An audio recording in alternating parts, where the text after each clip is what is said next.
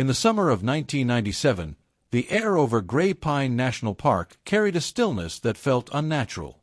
It was the kind of quiet that settled deep into the trees, swallowing the usual hum of nature.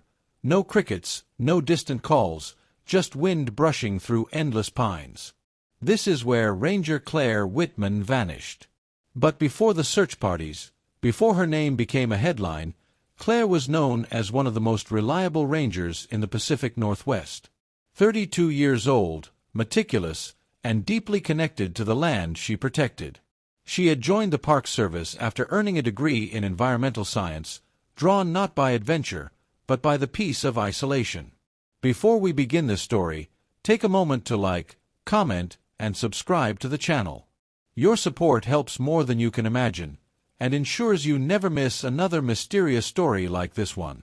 Now, sit back and listen carefully, because what you're about to hear isn't folklore, it's a chilling account inspired by true events.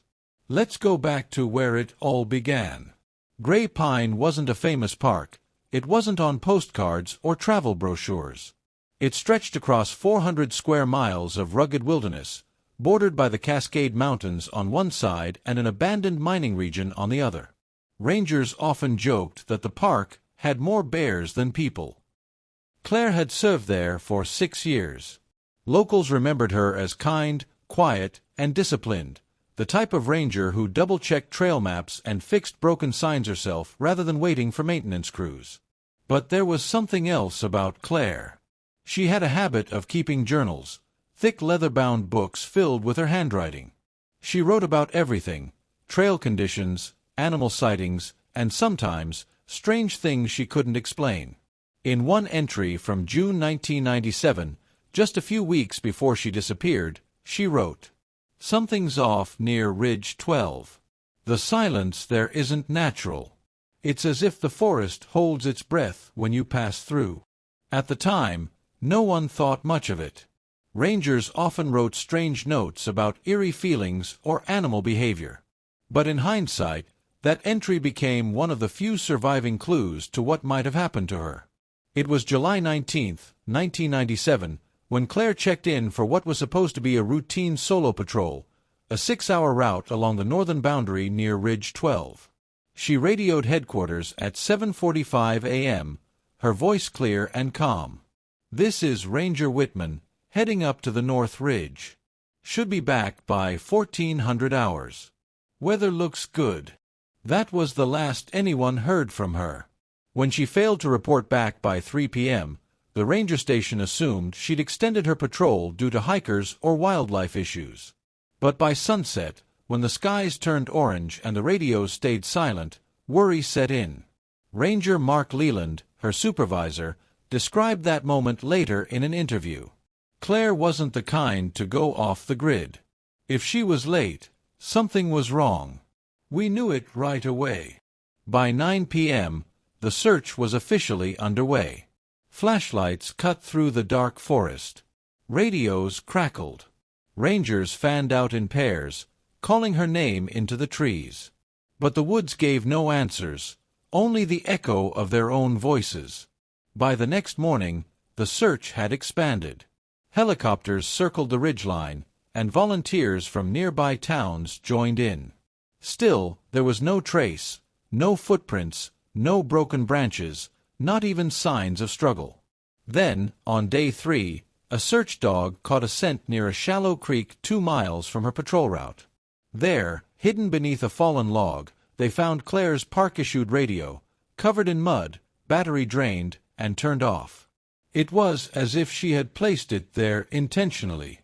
The disappearance of Ranger Claire Whitman would go on to become one of the most haunting unsolved cases in national park history. But to understand what may have happened, we have to look deeper, into the terrain, the clues, and the last people who saw her alive.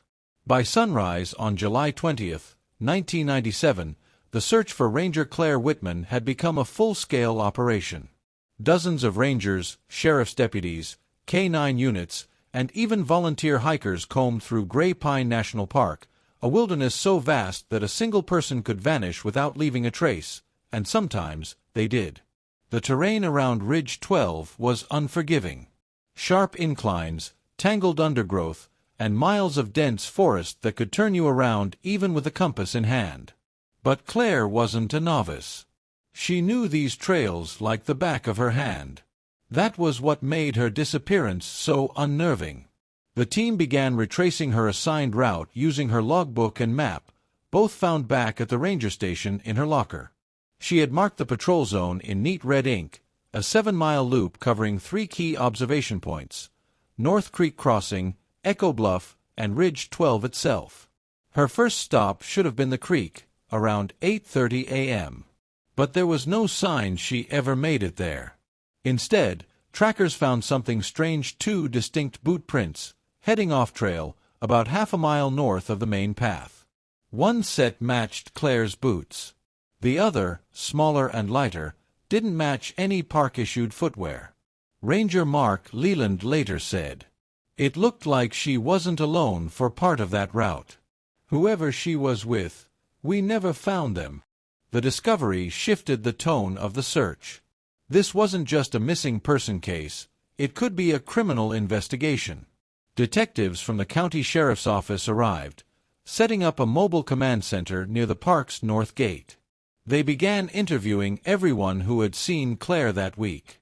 2 hikers recalled passing her on the morning of July 19th near the visitor overlook. They said she seemed distracted, glancing toward the tree line as if she'd heard something. A park volunteer remembered Claire asking about an old service road near Ridge 12, a trail closed since the 1980s after a landslide. And then there was a maintenance worker who claimed he saw a dark green truck parked near that same area around noon, a vehicle that didn't belong to the Park Service. That truck was never identified. On the 5th day of the search, a new clue surfaced, one that deepened the mystery even further. A rescue team combing the ridge line discovered a small torn piece of fabric, caught on a branch about 20 feet off trail. Tests later confirmed it matched the sleeve of Claire's uniform. But there was something odd about its position. It was too high for a snag during a normal walk. Investigators believed it was torn as she scrambled or fell, possibly while trying to escape or reach higher ground. And yet, there were no signs of a fall nearby, no disturbed soil, no drag marks, no blood. It was as if the forest had simply erased her path. By the end of the first week, authorities had covered nearly 50 square miles of terrain. They found her radio, a torn piece of uniform, and scattered boot prints that led nowhere. But there was no body, no backpack, no weapon. And then, they found something that changed everything. A volunteer named Sarah Nolan, combing a dry creek bed half a mile north of Ridge 12, spotted what looked like metal glinting in the dirt. When she brushed away the leaves, she found Claire's keychain, the one rangers used for access gates and supply lockers. Attached to it was a small silver tag engraved with the words, "If lost, return to Gray Pine HQ." But what unsettled investigators wasn't where it was found, it was how. The keys were arranged neatly in a line, as if placed there intentionally. Ranger Leland said later, "It didn't look like something that had fallen out of a pocket. Someone put them there. It felt like a message, but we couldn't tell from who." As the search dragged on, the media began to swarm the area.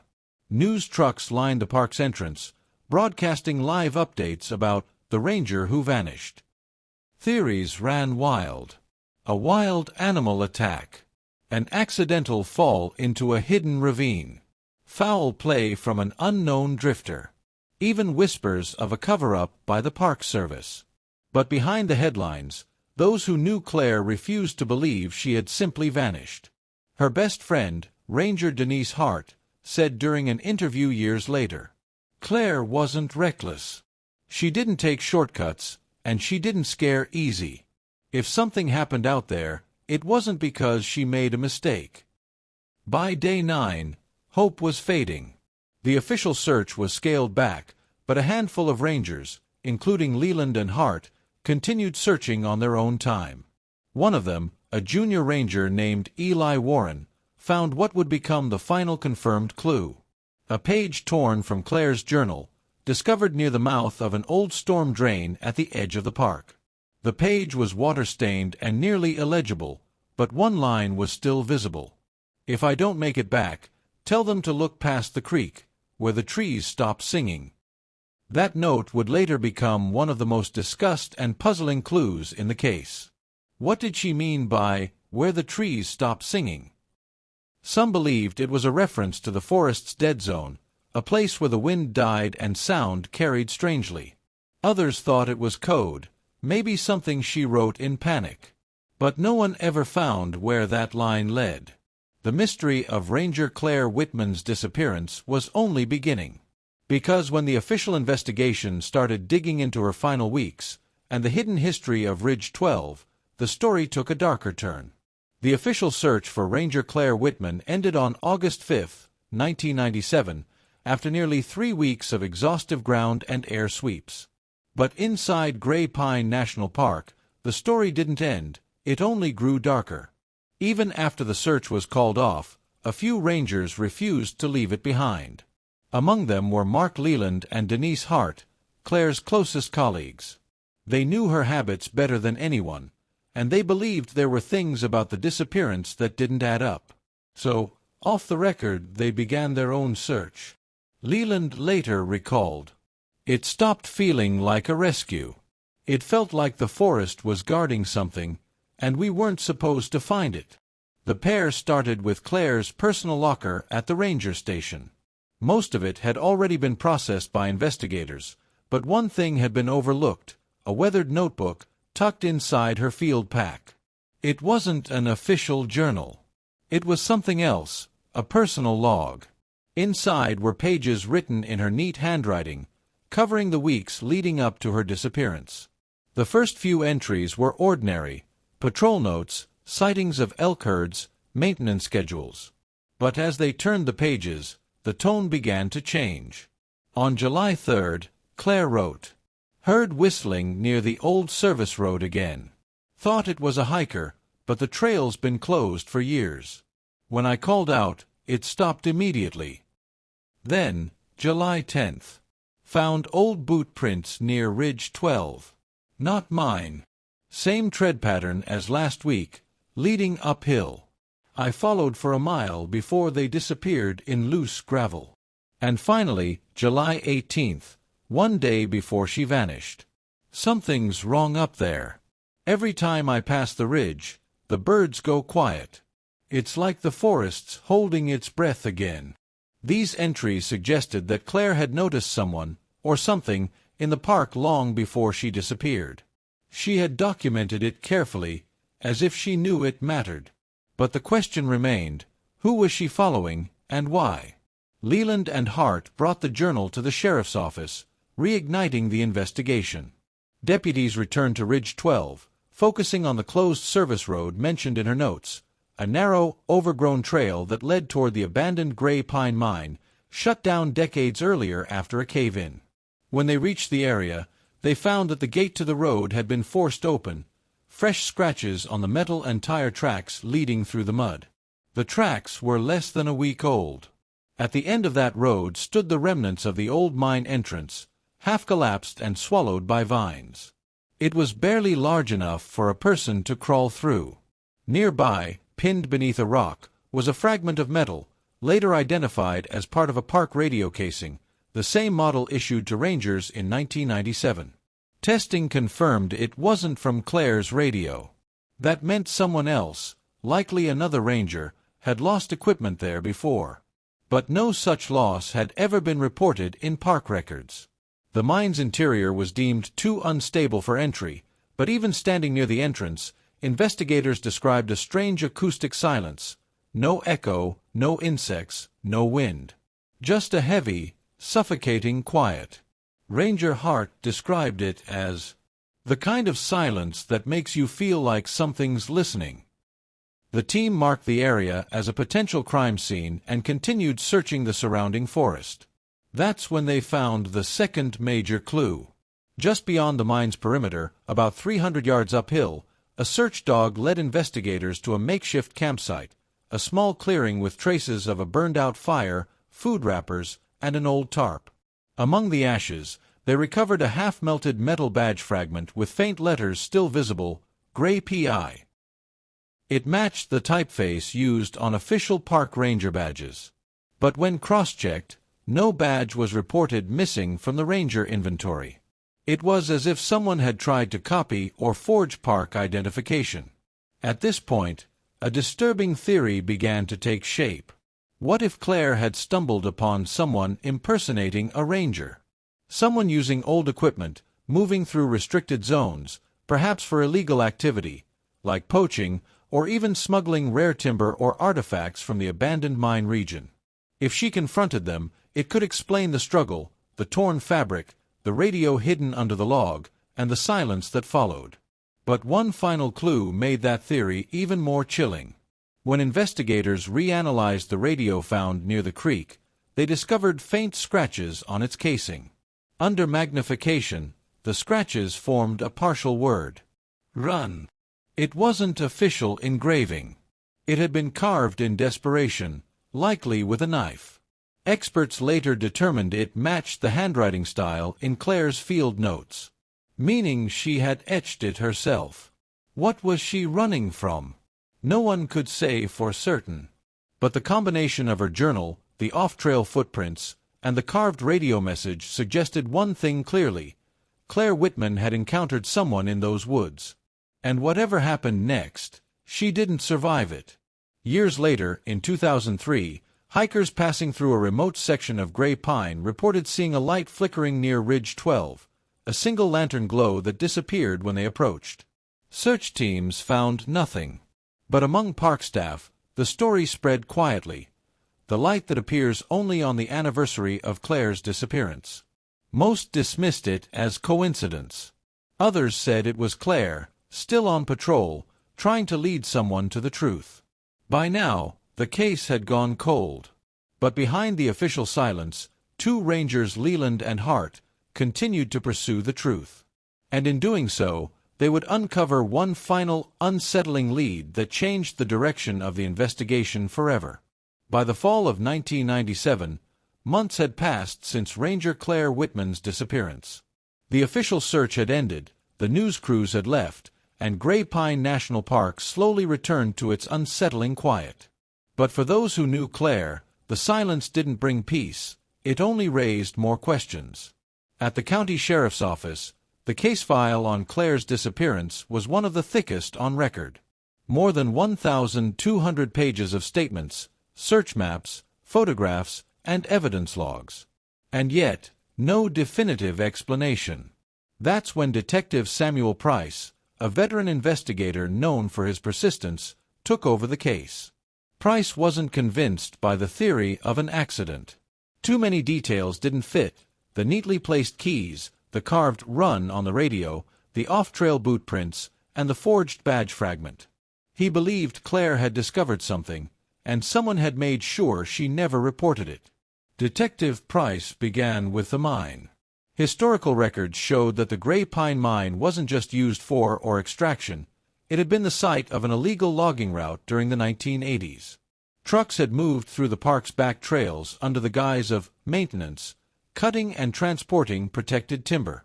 When the mine closed, so did the operation, or so it seemed. Price's team revisited Claire's last known location and mapped out every closed access road in a 10-mile radius. One of them, a narrow trail known as Route Delta, had recent signs of tire tracks, the same size and tread pattern reported by a maintenance worker who saw that green truck weeks earlier. At the end of that route, they discovered a small wooden structure, hidden beneath layers of brush, a supply shed with rusted tools, fuel cans, and inside, a stack of handwritten logbooks dated 1996 and 1997. Those logs recorded entries like, "Delivery complete. Ridge 12 access clear. Watch for patrol rotations. Sunday, 0800 hours."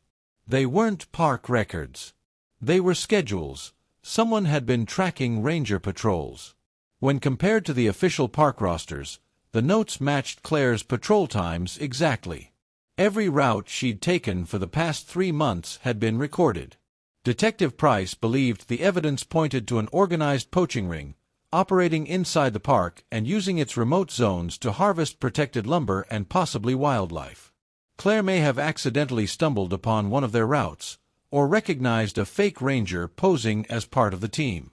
Her discovery of forged equipment, the fake badge, the extra radio piece, and the unknown boot prints now made sense.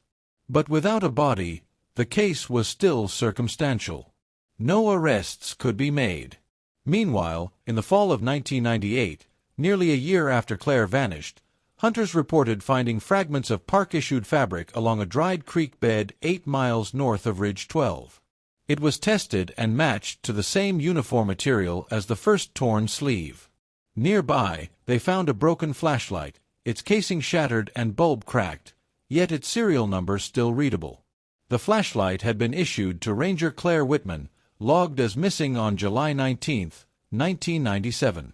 Inside the handle, investigators found soil residue containing traces of motor oil and pine tar, the same materials used in the illegal logging operation. It was the closest thing to proof they'd ever get. Detective Price concluded that Claire likely encountered one or more suspects near the mine road, where she may have confronted them or attempted to radio for help. When her communication failed, she tried to escape, carving the word "run" into her radio as a final warning. Her remains were never found, but based on terrain analysis, Price believed she may have been buried near one of the old drainage culverts that dotted the northern boundary, areas that flooded often and shifted with each heavy rain. When the official report was released, it listed her cause of disappearance as presumed homicide, offender unknown. But not everyone accepted that theory. Some rangers, including Denise Hart, believed Claire might have survived, at least for a time, and tried to find her way out of the park. Denise once told a local journalist, "The way the forest changes up there, you could walk in circles for days and not know it. If she got hurt, she might have kept moving, trying to signal us. Maybe that's why her keys were left where they were, so we'd find something." Another group of locals believed something even darker, that there were hidden tunnels beneath the Gray Pine mine that extended farther than official maps showed, and that Claire had been taken underground. No one ever proved it, but even years later, hikers reported hearing metallic echoes near Ridge 12 when the wind was still. By the early 2000s, the case had gone completely cold. Detective Price retired in 2004. Denise Hart transferred to another park, unable to stay in Gray Pine any longer. And Ranger Mark Leland, who had once led the search, would pass away in 2009, still believing that Claire's body was somewhere in the forest. But one final twist came years later, in 2011, when park renovation crews clearing brush near an old ranger checkpoint discovered a rusted park sign buried under debris. On the back of it, scratched faintly into the metal, were 4 letters: C.W. It was never verified if Claire had carved them, but for many who worked with her, that tiny inscription was enough. They believed it was her way of leaving a mark, a sign that she hadn't simply disappeared, but had tried, until her last moment, to be found. More than 2 decades later, visitors still hike through Gray Pine National Park, following trails that wind through the same ridges Claire once patrolled. There's no plaque, no memorial, just a small wooden bench near the northern overlook, placed there by her colleagues.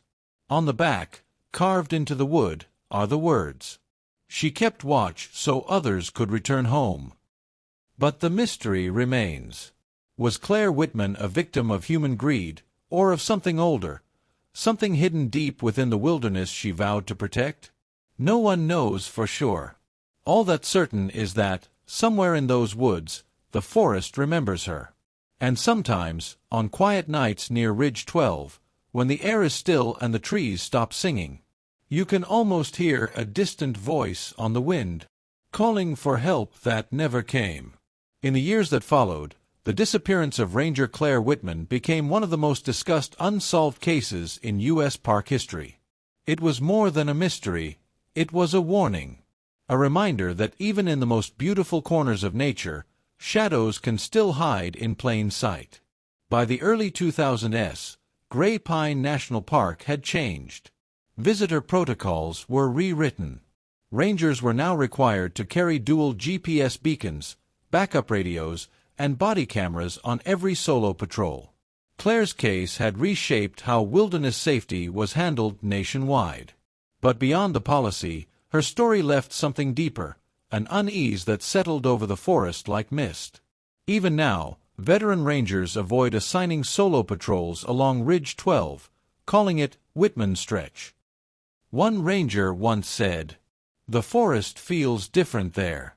You don't hear birds, and the wind sounds like it's whispering through the trees, like it's carrying someone's name."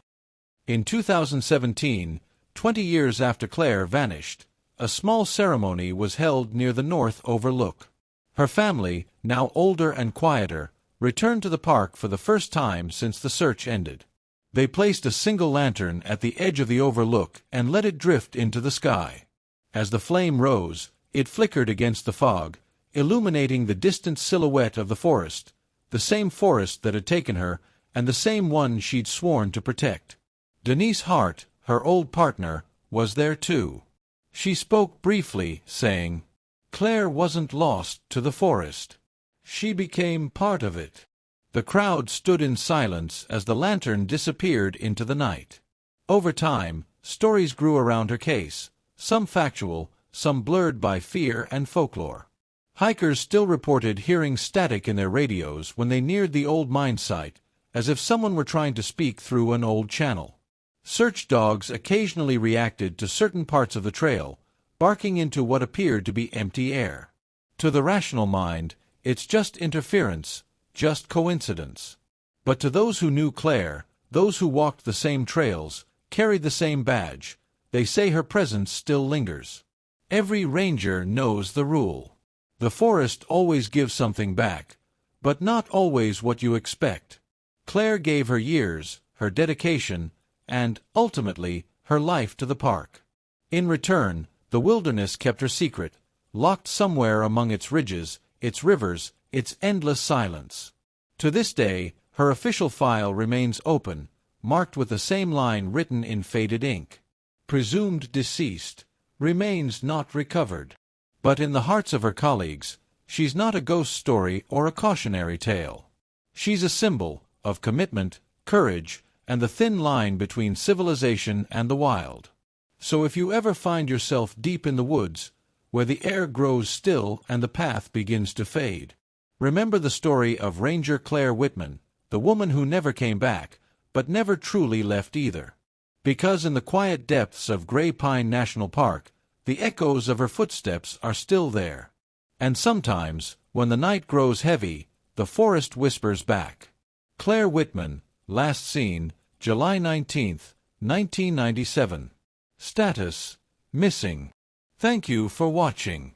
If this story moved you, please take a moment to like, comment, and subscribe. And join us as we uncover more untold mysteries from the depths of the real world. Because sometimes, the scariest stories aren't made up. They're the ones that actually happened.